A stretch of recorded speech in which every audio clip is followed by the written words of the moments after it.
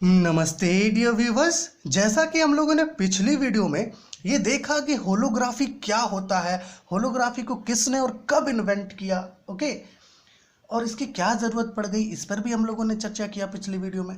हम लोगों ने वहाँ देखा कि जो होलोग्राफी है ये एक 2 स्टेप लेंसलेस प्रोसेस होता है। क्या होता है? 2 स्टेप लेंसलेस प्रोसेस होता है। सबसे पहले जो स्टेप होता है वो होता है रिकॉर्डिंग ऑफ द होलोग्राम। इसमें होलोग्राम का रिकॉर्डिंग होता है और दूसरा स्टेप होता है reconstruction of the image. Okay, समझिए इस बात को।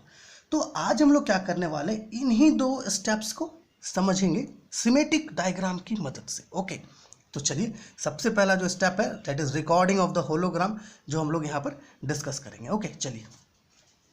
तो यहाँ पर जो आप देख रहे हैं ये है सिमेटिक डायग्राम, किसका? रिकॉर्डिंग ऑफ द होलोग्राम के लिए, मतलब होलोग्राम को कैसे हम लोग रिकॉर्ड करेंगे, इसका यहाँ पर हम लोगों ने सिमेटिक डायग्राम बनाया है। पहले हम लोगों ने क्या क्या यूज़ किया है पहले ये समझ लेते हैं। इधर हम लोगों ने लिया है ब्रॉड लेज़र बीम। ये क्या है? ब्रॉड लेज़र बीम है। ओके, एक्चुअली में यहाँ पर ढेर सारे बीम्स होते हैं बट हम लोगों ने दिखाया कम है। ओके, क्योंकि अगर ज़्यादा दिखा देंगे यहाँ पर तो जो हमारा डायग्राम है ये बहुत कॉम्प्लेक्स हो जाएगा। और ये जो ब्राउन कलर से ड्रॉन देख रहे हैं ना, that is the beam splitter. ये क्या है? Beam splitter. ये बीम स्प्लिटर क्या होता है? बीम स्प्लिटर एक्चुअली में एक ऐसा, कहिए तो एक ऐसा डिवाइस होता है या एक ऐसा ट्रांसपेरेंट ग्लास प्लेट होता है जिस पर अगर लाइट पड़ती है ना तो वो उसको 2 पार्ट में डिवाइड कर देता है। एक पार्ट रिफ्रैक्ट होकर चली जाती है, एक पार्ट रिफ्लेक्ट होकर के आ जाती है। यहाँ पर देखिए नीचे में ये है मिरर M1। क्या है? मिरर M1 है ये। और यहाँ पर देखिए ये क्या है? Mirror M2। ओके, ये है ऑब्जेक्ट। क्या है? यहाँ पर ऑब्जेक्ट रखा जाता है जिस ऑब्जेक्ट का होलोग्राम आपको बनाना है। दिस इज द ऑब्जेक्ट जिसका हमें होलोग्राम चाहिए।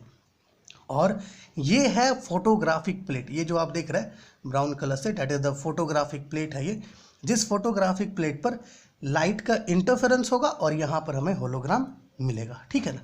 तो चलिए ये काम कैसे करती हैं इसको थोड़ा सा समझते हैं। यहाँ से ब्रॉड लेजर लाइट बीम जो है इस बीम स्प्लिटर पर पड़ती है। ठीक है, ये जो ब्रॉड लेजर लाइट बीम है ये कहाँ पड़ती है? बीम स्प्लिटर पर। बीम स्प्लिटर क्या करता है? इन सारे लाइट बीम को 2 पार्ट में डिवाइड कर देता है, या फिर लाइट रे कहिए, लाइट रे को 2 पार्ट में डिवाइड कर देता है। एक पार्ट जो रिफ्रैक्ट होकर के सीधी मिरर M2 पे चली जाती है, और एक पार्ट ये जो बीम स्प्लिटर है इसमें एंटर नहीं करता, बाहर से ही टकरा के रिफ्लेक्ट होकर के मिरर M1 पर आ जाता है। समझ रहे हैं? यहां से हम लोग केवल 2 रे लेकर के चल रहे हैं, 2 लाइट रे। ठीक है, ताकि इसको अच्छे से समझा जा सके। समझ में आ रहा है? हुआ क्या, जब ये लाइट रेज पड़ी बीम स्प्लिटर पर तो बीम स्प्लिटर ने इसे 2 पार्ट में डिवाइड कर दिया। एक पार्ट जो इस बीम स्प्लिटर के अंदर गया रिफ्रैक्ट होकर के वापस मिरर M2 पे चला गया। ओके, और एक जो है बीम स्प्लिटर के बाहरी सतह से टकरा करके किधर आ गया? मिरर M1 की तरफ। ओके, जब ये लाइट मिरर M1 पर आया तो मिरर M1 क्या किया? इस लाइट को एक बार फिर से रिफ्लेक्ट कर दिया। किधर? फोटोग्राफिक प्लेट पर, है ना? ये जो रिफ्लेक्टेड लाइट आई मिरर M1 पर, ये वापस से रिफ्लेक्ट हो गई किधर? फोटोग्राफिक प्लेट पर, जहां पे हमें होलोग्राम बनाना है। ओके, तो इस तरह के जो लाइट बीम्स होते हैं ना, जो डायरेक्ट फोटोग्राफिक प्लेट पर पहुंच जाते हैं, उनको कहते हैं रेफरेंस बीम। क्या कहते हैं? रेफरेंस बीम, जैसा कि हम लोगों ने यहाँ पर लिखा है।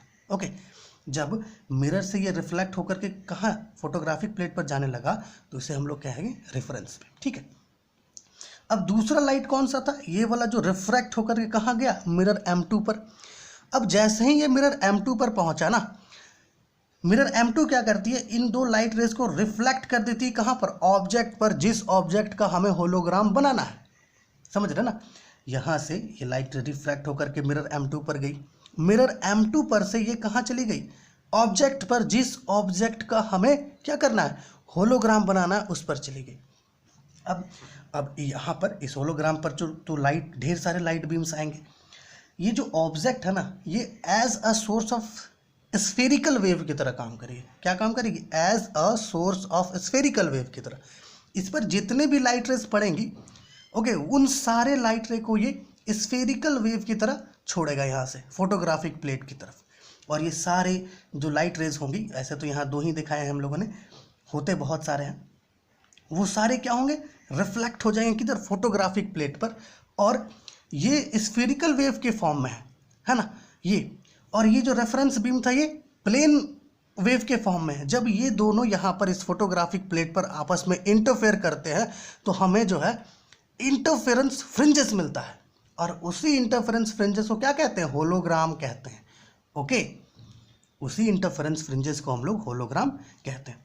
और वो जो इंटरफेरेंस फ्रिंजेस हमें इस फोटोग्राफिक प्लेट पर मिलता है ना, वो जो है वो बहुत कॉम्प्लेक्स होता है, कॉम्प्लेक्स फ्रिंजेस होता है, कॉम्प्लेक्स लाइंस एंड सुरिल्स होता है। वहाँ पर बहुत जगह पर ऐसा लिखा होता है कि वो जो फ्रिंजेस मिलते हैं वो कुछ जोन प्लेट जैसे होते हैं, कुछ फ्रिंजेस ऐसे होते हैं जो एक दूसरे पर सुपर इम्पोज्ड होते हैं। इसलिए हम लोग ऐसा कह रहे हैं कि यहाँ जो फ्रिंजेस हमें मिलता है ना फोटोग्राफिक प्लेट पर, वो बहुत कॉम्प्लेक्स होता है। ओके, अब देखिए होलोग्राम तो हम लोगों ने बना लिया इस ऑब्जेक्ट का। तो होलोग्राम जो है ये एक्चुअली में डिस्टिंक्ट इमेज नहीं होता है इस ऑब्जेक्ट का। ये एक्चुअली में होता क्या है कि इंफॉर्मेशन कैरी करता है कि भाई ऑब्जेक्ट के हर एक पॉइंट से जो लाइट आ रहा है ना, वो किस फेज में आ रहा है और किस इंटेंसिटी से आ रहा है, बस इसका इंफॉर्मेशन ये होलोग्राम रखता है।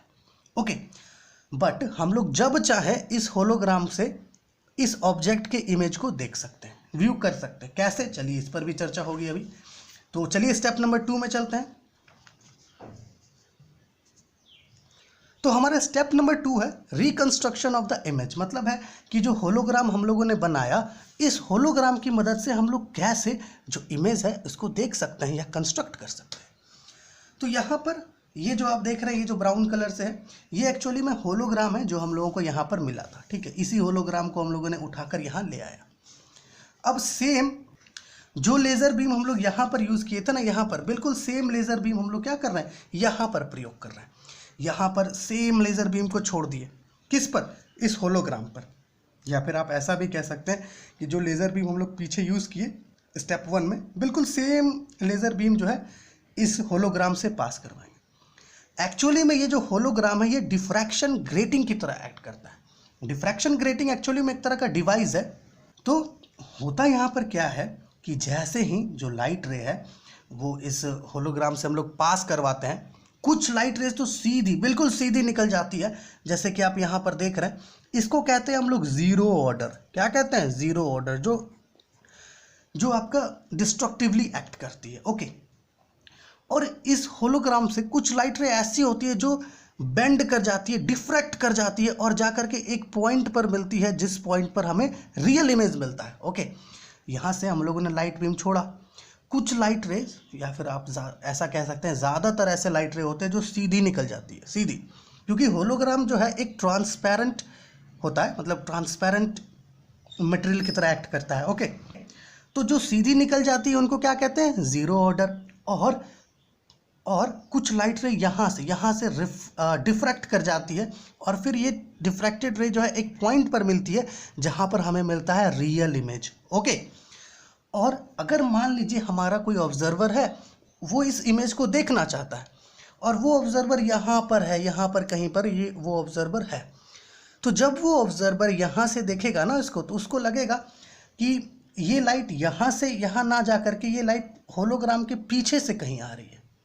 ओके, इसलिए वर्चुअल इमेज जो है ये यहाँ पर फॉर्म होता है, और वर्चुअल और रियल इमेज दोनों एक एक्सेस में होते हैं। ये थोड़ा सा ऊपर हो गया, ओके, बट एक्चुअली में ये दोनों एक एक्सेस में होते हैं। तो इसको हम लोग कहते हैं फर्स्ट ऑर्डर, जहाँ पर ऑब्जर्व किया जा रहा है ऑब्जर्वर के द्वारा, इसको कहते हैं फर्स्ट ऑर्डर, और जहाँ पर रियल इमेज मिलता है ना, उसको भी कहते हैं फर्स्ट ऑर्डर। ठीक है, तो इस तरीके से हम लोग इमेज का रिकंस्ट्रक्शन करते हैं। हम लोग यहाँ पर क्या देख रहे हैं? हम लोग देख पा रहे हैं कि भाई जो डिफ्रैक्टेड लाइट रे है ना, ये हमें दो तरह का इमेजेस दे रही है। एक तो वर्चुअल इमेज दे रही है और एक रियल इमेज दे रही है। वर्चुअल इमेज होता है देखने के लिए सिर्फ, ठीक है ना, सिर्फ और सिर्फ देखने के लिए। आप होलोग्राम को ऐसे टिल्ट कीजिए पूरा दिखेगा, ऐसे टिल्ट कर दीजिए पूरा दिखेगा, पूरा ऐसे कर दीजिए फिर भी आपको पूरा दिखेगा, है ना। तो ये हमें क्या दिख रहा होता है? ये वर्चुअल इमेज दिख रहा होता है। तो ऑब्जर्वर के देखने के लिए वर्चुअल इमेज होता है, और रियल इमेज होता है फोटोग्राफ निकालने के लिए। ओके, रियल इमेज फोटोग्राफ निकालने के लिए होता है। होलोग्राफी एक्चुअली में एक फोटोग्राफी का ही मेथड है ना, बस इसमें लेंस का प्रयोग नहीं होता है। ओके, तो यहाँ जो इस रियल इमेज का फोटोग्राफ हम लोग निकालेंगे वो बिना किसी लेंस के प्रयोग से निकालेंगे। ओके, तो समझ में आ रहा है आपको? और ये बिल्कुल 3D होगा इमेज, समझ में आ रहा है ना, बिल्कुल 3D इमेज होगा। जैसे कि मान लीजिए आपको अगर इस स्केच पेन का होलोग्राम बनाना है और उस होलोग्राम से आप क्या कि रियल इमेज कंस्ट्रक्ट किए, तो ये बिल्कुल बिल्कुल इसी तरह का दिखेगा, ये इमेज की तरह नहीं दिखेगा, बिल्कुल इसी तरह का दिखेगा। ओके, तो चलिए इस वीडियो में हम लोगों ने क्या देखा कि भाई हम लोग होलोग्राम को रिकॉर्ड कैसे कर सकते हैं और रिकंस्ट्रक्ट कैसे कर सकते हैं होलोग्राम की मदद से इमेज को। ओके, तो आशा है आपको ये चीज़ सिमेटिक डायग्राम से ये समझ में आया होगा कि जो 2 स्टेप होता है, सबसे पहला स्टेप रिकॉर्डिंग ऑफ होलोग्राम और दूसरा स्टेप रिकंस्ट्रक्शन ऑफ इमेज, ये दोनों आपको अच्छे से समझ में आया होगा। आप जो है इसका स्क्रीनशॉट ले लीजिए ताकि आप जो है अपने नोटबुक में इसको अच्छे से बना सके। ओके, इसका भी स्क्रीनशॉट आप ले लीजिए। अब कुछ ऐसे इंपॉर्टेंट पॉइंट्स है ना जो हमें डिस्कस करने चाहिए, वो बहुत इंपॉर्टेंट है।